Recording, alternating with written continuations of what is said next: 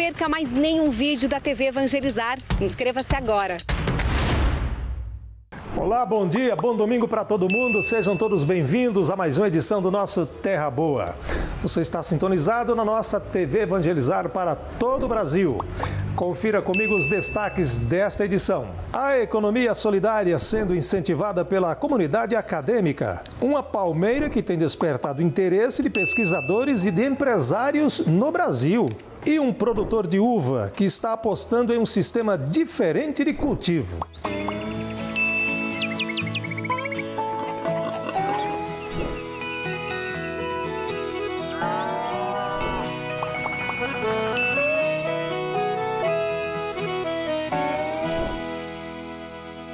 Muito obrigado pela sua companhia na manhã deste domingo. Nós estamos aqui no bairro Abranches. Aqui é um reduto de poloneses na cidade de Curitiba. Estamos na mercearia Casa Velha. Quase 100 anos de história, viu, gente? A Universidade Estadual de Maringá incentiva a prática da economia solidária através de um programa de extensão rural. Veja na reportagem. Incentivar o empreendedorismo, a comercialização e o consumo de produtos orgânicos e agroecológicos. Esses são os objetivos desta feirinha de economia solidária que acontece semanalmente no campus da Universidade Estadual de Maringá, no noroeste do Paraná. Aqui é possível encontrar de tudo um pouco: artesanato, bazar de roupas, livros, cosméticos, alimentos e até ponto de descarte de lixo eletrônico. É um espaço democrático que fomenta a economia colaborativa. Essas pessoas são as pessoas que estão vinculadas, de alguma forma, à economia solidária. Ou seja, elas participam, né, fazem uso daqueles princípios da economia solidária, que é a autogestão, né, a preocupação com o meio ambiente, a sustentabilidade, a diversidade, né, então o empoderamento feminino. A feira iniciou em 2020 e, após a pandemia, os encontros passaram a ser virtuais. Mas é na forma mais tradicional de comércio que os empreendedores conseguem alcançar seu público. John decidiu produzir lanches veganos, preparados com produtos vindos da agricultura familiar. Além disso, ele buscou formas de contribuir com o meio ambiente, reduzindo a geração de lixo. Tento pensar sempre em produtos veganos e tal, tanto por uma questão do meio ambiente, de não causar tanto impacto, e dou preferência também para ingredientes que são da agricultura familiar, ou são orgânicos. Então eu tento conhecer de onde vem o produto que eu trabalho. Eu acho isso muito importante. Quem também encontrou na feirinha um espaço para divulgação e comércio foi Camila. Ela criou uma linha de produtos de higiene e cuidados com a pele, todos veganos. Uma oportunidade muito boa para nós, pequenos artesãos, pequenos empreendedores, de estarmos expondo nosso trabalho aqui dentro da universidade. O projeto faz parte do núcleo Unitrabalho da UEM, que promove pesquisa, extensão e estudos sobre o mundo do trabalho e movimentos sociais. É um movimento bastante importante, um momento de interação muito importante para que as pessoas possam conhecer também a economia solidária. Estava passeando agora de manhã e vi a feira acontecendo, deu para matar a saudade e ver esse espaço acadêmico, o campus se revigorando novamente, né? Então acho incrível e espero que tenha sempre. Belo trabalho da Universidade Estadual de Maringá, né, gente? Aliás, esse é um dos papéis também das universidades pelo Brasil. Uma palmeira vem despertando o interesse de pesquisadores e de empresários brasileiros por causa do seu óleo e o alto poder agregado. Estamos falando da macaúba.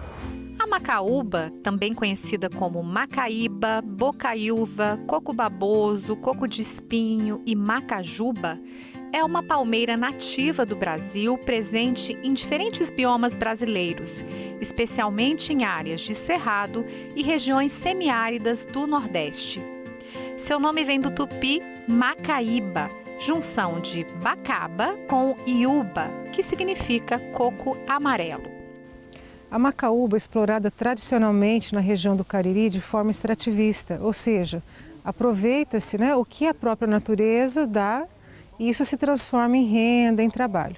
No entanto, o que nós temos feito nos projetos da Embrapa é tentar produzir algo a mais, que vai além do extrativismo, não para anulá-lo, mas para somar com essa ação. Para isso, nós trabalhamos aqui com o desenvolvimento de sistemas de produção. A macaúba é uma palmeira que apresenta dormência em suas sementes, o que significa que na natureza, a cada 100 sementes, apenas 5 germinam. Isso dificulta muito o processo de produção de mudas de macaúba. E para resolver essa questão, a Embrapa Agroenergia investe em pesquisas para desenvolver alternativas tecnológicas na produção de mudas de macaúba. O sistema de produção de mudas de macaúba, ele se dá em 2 etapas bem distintas. A gente chama de etapa de pré-viveiro, onde a muda é cultivada em ambiente protegido, geralmente com telado, com sombrite. E o ambiente de viveiro, propriamente dito, é quando a muda passa para o céu aberto, na fase de pleno sol, para que a planta passe por um processo de rustificação e adaptação às condições ambientais quando ela for transplantada definitivamente para o solo. Bom, nessa fase de pré-viveiro, a gente tem que tomar cuidado com alguns pontos extremamente importantes, que é o seguinte: a gente pode partir o início do processo de uma semente pré-germinada, que geralmente é o processo utilizado pelas empresas que se cultiva macaúba em maior escala, desde o arranquio da muda debaixo das plantas nativas, quando o agricultor mesmo arranca essas mudas, traz para o viveiro e desenvolve essas mudas no ambiente de viveiro. Essa muda aqui, por exemplo, foi arrancada e trazida para o viveiro para ser desenvolvida aqui. Em todos os casos, quando vai se partir da semente pré-germinada ou do arranquio da muda e trazer para o viveiro, é importante tomar cuidado com a amêndoa que vem aderida aqui por onde deu origem, né, o embrião e a plântula inicial. Porque se quebrar esse processo ou machucar o bulbo, a batata da planta aqui nessa fase inicial, ela não vai se desenvolver bem, não vai ter sucesso o processo de produção da muda. Então, essa é uma etapa decisiva para o sucesso do sistema. Além disso, outra questão importante é que eu posso fazer esse cultivo na semente pré-germinada partindo de um tubete, de um sistema bem mais econômico e operacionalizar isso em maior escala, quanto já fazer a semeadura direto numa sacola, no caso aqui da agricultura familiar, que não tem essa estrutura. Então, em todos os casos, o importante é os cuidados com a irrigação, o manejo, né? Independente do substrato e do tamanho da sacola, isso vai estar mais relacionado à questão operacional e escalabilidade do viveiro. Mas o cuidado aqui é mais ou menos o mesmo para qualquer sistema de produção.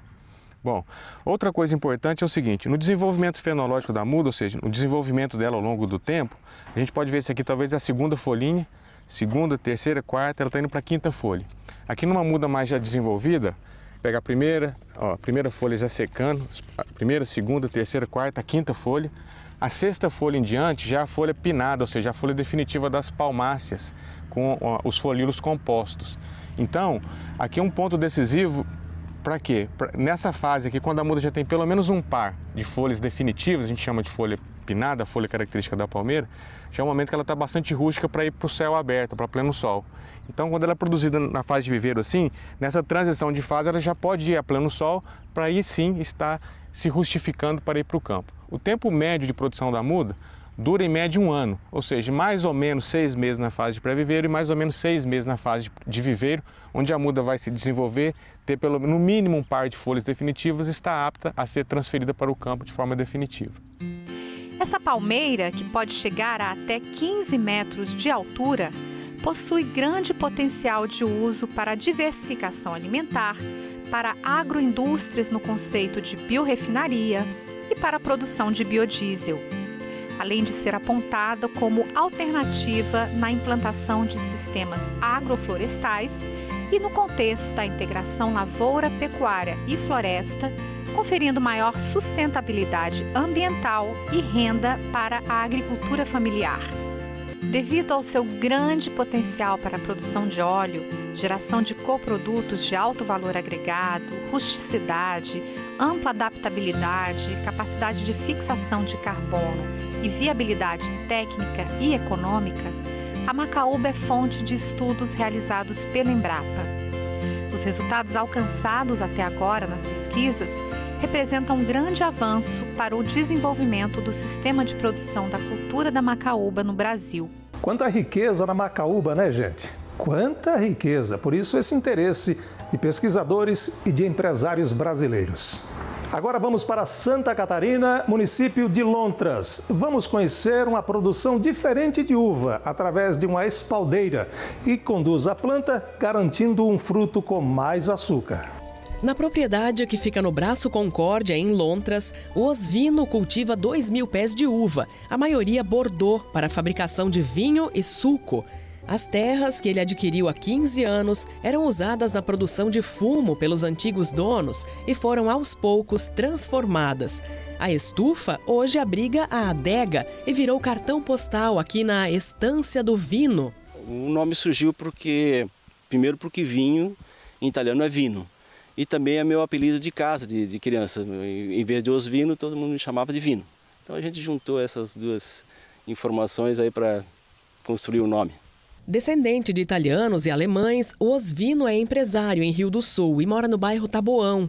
A estância se tornou um refúgio depois que ele passou por uma cirurgia cardíaca, decidiu dedicar mais tempo à atividade no campo e à produção do vinho colonial, uma paixão que vem de família há mais de 50 anos. O que chama a atenção aqui é a forma de cultivo das uvas. Enquanto a maioria dos produtores na região usa o sistema de latada, que é quando as plantas formam uma cobertura e a gente colhe os cachos assim, aqui em Lontras eles conduzem as plantas no sistema de espaldeira. Os pés de uva são direcionados para cima com auxílio de arames. Dessa forma, a maior exposição ao sol garante frutos com mais teor de açúcar. Com isso, se alcança um vinho de melhor qualidade. O sistema de condução espaldeira é utilizado mundialmente para a produção de uvas viníferas, né? Como aqui a gente não conseguiu produzir uvas viníferas, a gente adaptou a produção de Bordeaux para esse sistema, para justamente conseguir uva com maior qualidade, com um grau Brix maior, com maior teor de açúcar e, consequentemente, um vinho de maior qualidade, com teor alcoólico maior. Com esse método, o manejo também fica melhor. O manejo é bem facilitado, a gente perde muito em produção, ganha de qualidade, mas também reduz o tempo de manejo, né? Então é bem tranquilo, as roçadas também bem fácil de manuseio. A gente usa praticamente só a calda bordaleza para tentar produzir a uva também de forma um pouco mais saudável, orgânica, né? A Estância do Vino fica a uns 7 quilômetros do centro de Lontras. Como está a 500 metros de altitude, a temperatura tem uma variação um pouco menor que na parte baixa, ideal para o cultivo de uva. Mas a condição climática desta safra não foi assim tão favorável. É que houve excesso de frio e chuva na época da floração, entre setembro e outubro. Mesmo assim, o vinho e o suco integral estão garantidos. A estância foi toda preparada para o trabalho que vai do cultivo ao beneficiamento da uva. Aqui são vendidos vinhos de fora também, de alto padrão. Como a propriedade integra o roteiro de turismo rural Acolhida na Colônia, é aberta de quinta-feira a domingo para visitas agendadas. Quem chega pode saborear delícias da gastronomia colonial italiana e alemã preparadas no fogão a lenha. A gente tentou unir a questão da uva, do vinho, né? Tentar transformar isso aqui numa área enogastronômica, né? Juntar a questão do vinho com a questão da gastronomia. Minha esposa é formada em gastronomia, então a gente faz eventos, faz aniversário, faz casamento, a gente aluga também para eventos.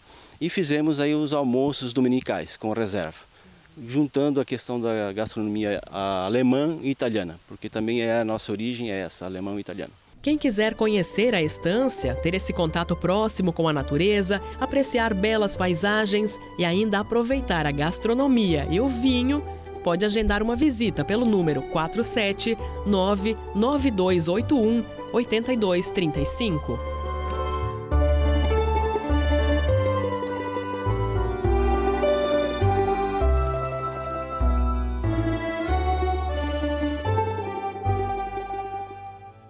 Belo Parreiral em Lontras, hein? Abraço a todos de Santa Catarina. O Terra Boa faz uma parada, volta já já.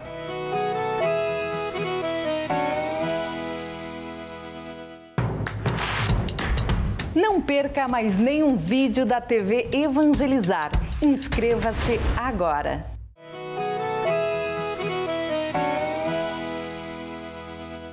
Voltamos com o nosso Terra Boa. Muito obrigado pela sua companhia. Bom domingo para todo mundo. Vamos falar agora de um assunto muito sério. Não há dúvidas. O planeta Terra está poluído.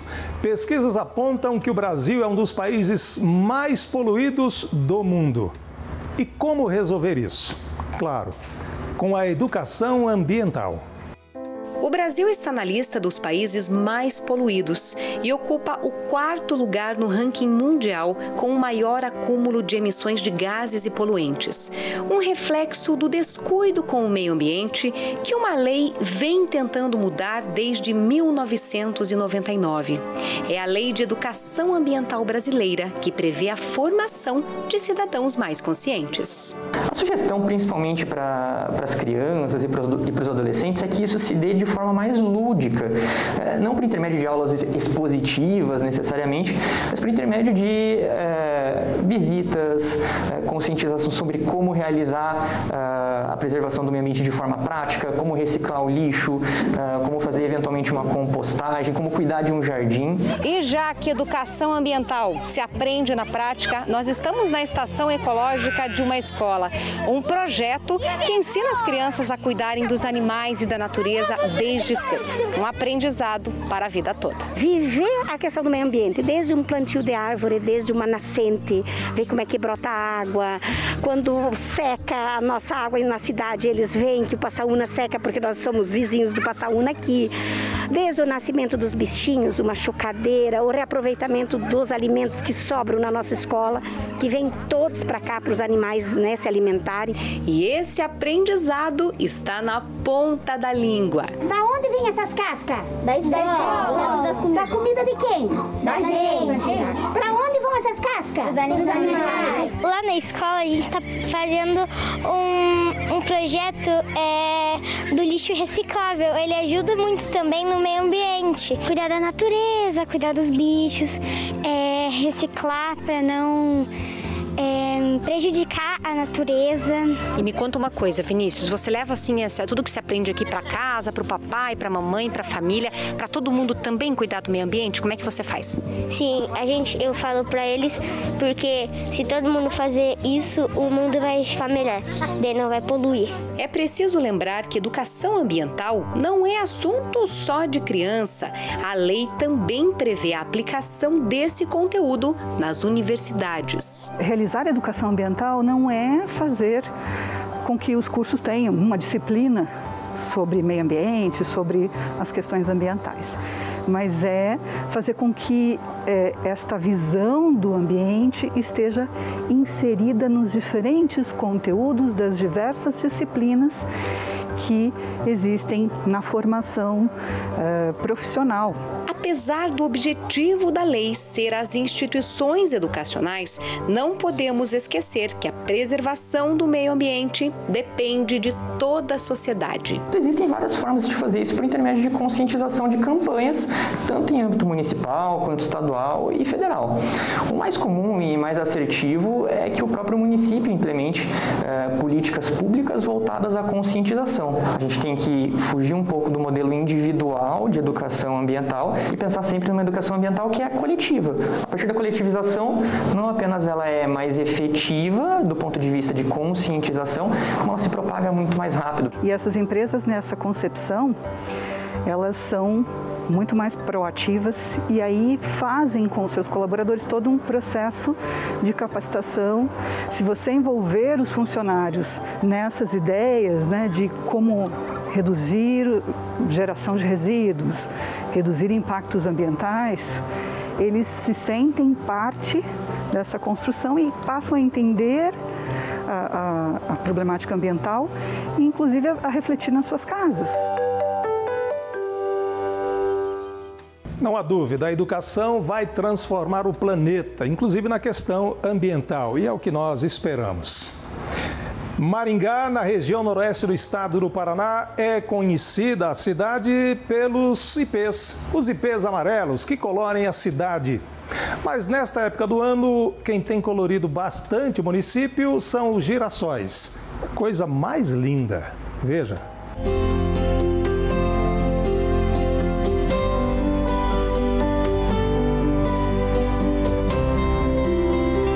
A beleza de um campo de girassóis em meio à cidade. O Jardim Eurogarden foi criado em 2020 e desde então tem encantado os moradores de Maringá, município do Noroeste Paranaense. A cidade, que já tem como marca registrada o colorido dos ipês, nesta época do ano ganha um tom especial.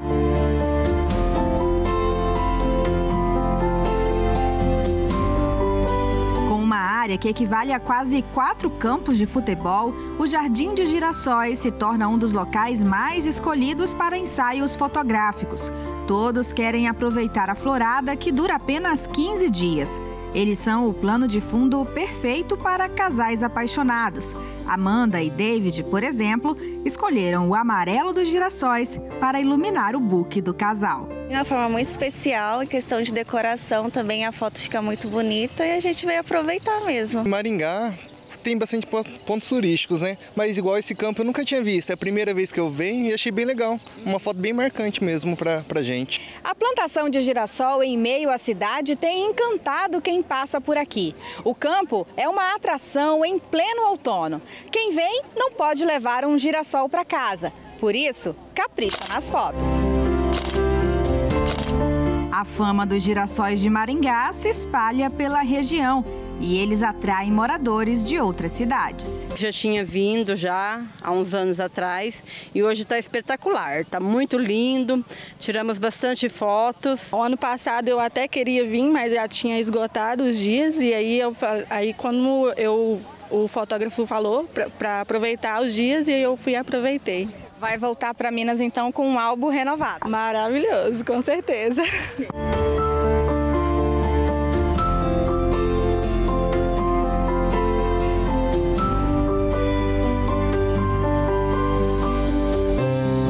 E Maringá é bonita em qualquer época do ano, né? Seja na época do ipê, do girassol, uma cidade muito arborizada. Aliás, é uma das mais arborizadas do Brasil.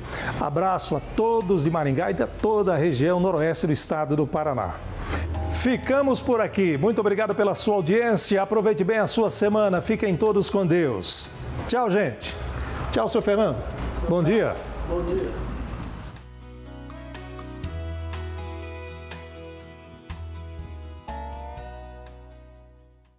Alegrai-vos, filhos de Sião, e rejubilai no Senhor vosso Deus, porque Ele vos dá as chuvas do outono no tempo oportuno e faz cair chuvas copiosas sobre vós.